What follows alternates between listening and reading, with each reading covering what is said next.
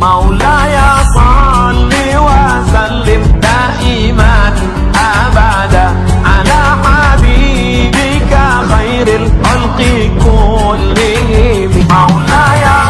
Hadirin jamaah Jumat, para tamu Allah yang insya Allah kita semua senantiasa mendapatkan kucuran berkah, rahmat dan taufik serta hidayah dari Allah Subhanahu wa ta'ala. Tidak bosan-bosannya kita senantiasa bersyukur kehadirat Allah Subhanahu wa ta'ala. Kita syukuri nikmat iman, nikmat Islam dan nikmat ihsan. Banyak orang bisa mensyukuri nikmat iman dan Islam, tapi jarang yang bisa mensyukuri nikmat ihsan. Nikmat ihsan adalah merasakan kehadiran Allah dekat dalam hidupnya. Kita takut kepada Allah sehingga dimanapun kita berada, kita akan senantiasa merasa diawasi oleh Allah Subhanahu wa ta'ala. Salawat dan salam rindu kita senantiasa kita haturkan kepada Nabi Muhammad sallallahu alaihi wasallam. Berkat jasa beliau, hari ini kita bisa menyembah Allah Subhanahu wa ta'ala. Kalaulah bukan karena jasa beliau, mungkin hari ini kita masih menyembah batu, mungkin masih menyembah pohon, mungkin masih menyembah jimat, mungkin masih menyembah sesajian dan seterusnya. Berkat jasa beliau, kita hari ini bisa menyembah Allah Subhanahu wa ta'ala, dan mudah-mudahan kelak di akhirat kita semua mendapatkan syafaat dari Nabi Muhammad sallallahu alaihi wasallam. Amin ya rabbal alamin. Selanjutnya, mari kita semua senantiasa memperbaharui rasa iman dan takwa kita kepada Allah dengan memperbanyak kalimat iman dan takwa, yakni kalimat tauhid la ilaha illallah. Kita perbaharui juga tawakal kita kepada Allah dengan memperbanyak kalimat la haula wala quwata illa billah. Kita perbaharui juga pola hidup kita dengan senantiasa memperbanyak kalimat bismillahirrahmanirrahim.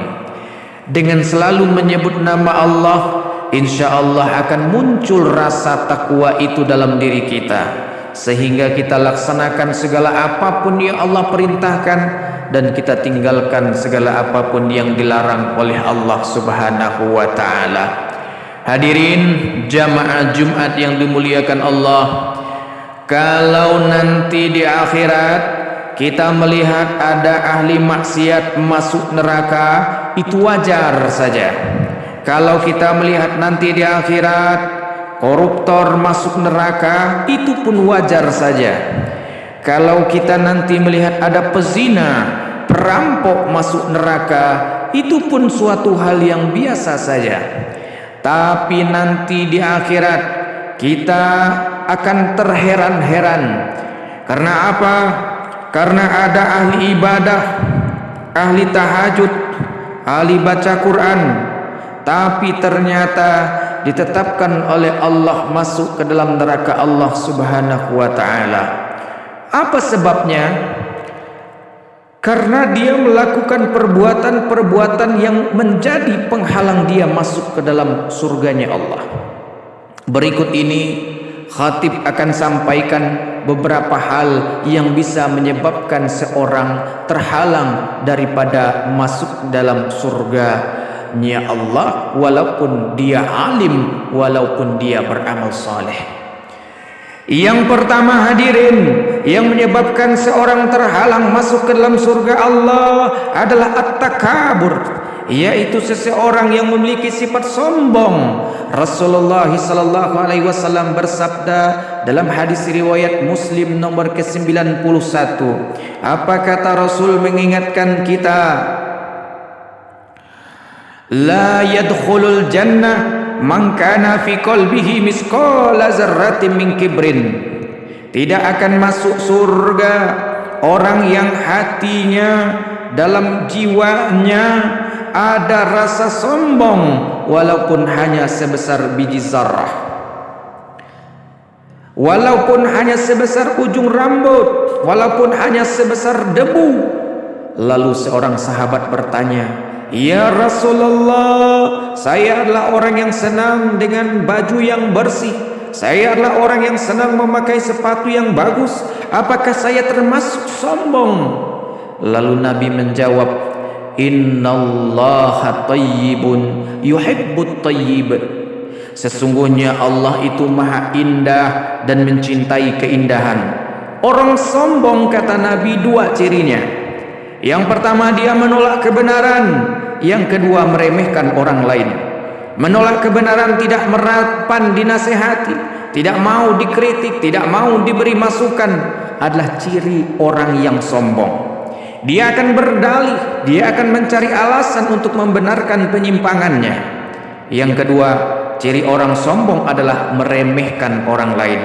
Silakan bangun rumah yang bagus, biar kita nyaman, tenang, hidup di dalam. Tapi kalau menghina orang yang masih ngontrak, sombong namanya. Silakan beli perhiasan yang mahal ataupun mobil yang mewah, tapi kalau menghina orang pejalan kaki, sombong juga namanya. La yadkhulul jannah, tidak akan masuk surga, kata Nabi. Hadirin jamaah Jumat yang dirahmati Allah, iblis laknatullah alaih diusir oleh Allah dari surga karena sombong. Tapi anehnya hari ini ada orang belum lagi masuk surga sudah berlagak sombong. Diusir iblis oleh Allah dari surga karena tidak mau sujud kepada Nabi Adam. Kenapa engkau tidak mau sujud kepada Adam, wahai iblis? Lalu iblis pun berkata, "Ana khairu minhu," aku lebih mulia daripada Adam. Lihat hari ini banyak orang-orang sombong, merasa pasti masuk surga, merasa paling sunnah, merasa paling mengamalkan hadis, merasa paling mengamalkan Al-Quran. Yang benar dia saja, orang lain salah semua, orang lain dibid'ahkan, semua dia saja yang sunnah. La ilaha illallah. Merasa sudah sholat, merasa sudah berjenggot, merasa sudah memiliki surga lah dia itu. Padahal jika dilihat soal ilmu pengetahuan, iblis pun lebih tinggi ilmunya dari manusia. Tapi iblis tidak pernah menjadi hamba yang soleh di hadapan Allah, karena di dalam dirinya ada kalimat aku lebih baik daripada siapapun. Mudah-mudahan kita terhindar dari sifat sombong ini. Yang kedua yang menyebabkan seorang terhalang masuk dalam surga adalah tarikut duyun. Apa itu tarikut duyun? Matinya masih meninggalkan utang. Suatu ketika datanglah jenazah kepada Nabi, didatangkan jenazah kepada Nabi sallallahu alaihi wasallam. Hadis ini diriwayatkan oleh Imam Bukhari. Sahabat minta jenazah ini disalatkan kepada Nabi, lalu Nabi bertanya, "Apakah jenazah ini masih meninggalkan hutang?" Lalu sahabat menjawab, "Iya, 3 dinar jumlahnya." Kata Nabi, "Kalian saya yang salatkan, saya tidak mau." Berkatalah Abu Qatadah, "Tolonglah ya Rasulullah, salatkanlah dia, hutangnya biar aku yang menanggungnya." Lalu baik, kata Nabi. Barulah disalatkan oleh Nabi sallallahu alaihi wasallam. Maka dari ini, dari pelajaran ini, dari hadis ini, kita bisa tahu betapa Nabi benci, betapa Nabi tidak menyukai orang yang masih meninggalkan hutang. Oleh sebab itu, setiap kali jenazah ingin dimakamkan, maka ahlul bait, ahlul waris akan berkata, kalau selama hidupnya dia berhutang, baik itu ada hutang materi maupun hutang janji yang belum ditunaikan, hubungilah ahli keluarganya. Karena mau setelah sesaleh apapun, sealim apapun, kalau masih meninggalkan hutang, matinya. Nabi sallallahu alaihi wasallam pernah bersabda, semua orang mati itu yang mati syahid diampuni oleh Allah, kecuali matinya masih meninggalkan hutang. Hadirin jamaah Jumat rahimakumullah, Jadi kalau kita punya hutang, berapapun jumlahnya, hanya 1000 perak tetaplah hutang, hanya 500 perak tetap hutang, bayarkan. Dia sudah lupa, mungkin kita yang ingat bayar. Jangan sampai masuk neraka gara-gara 1000 rupiah. Jangan sampai masuk neraka gara-gara 500 perak, bayar. Mudah-mudahan di akhirat kita semua masuk dalam surga Allah Subhanahu wa taala. Amin amin ya rabbal alamin.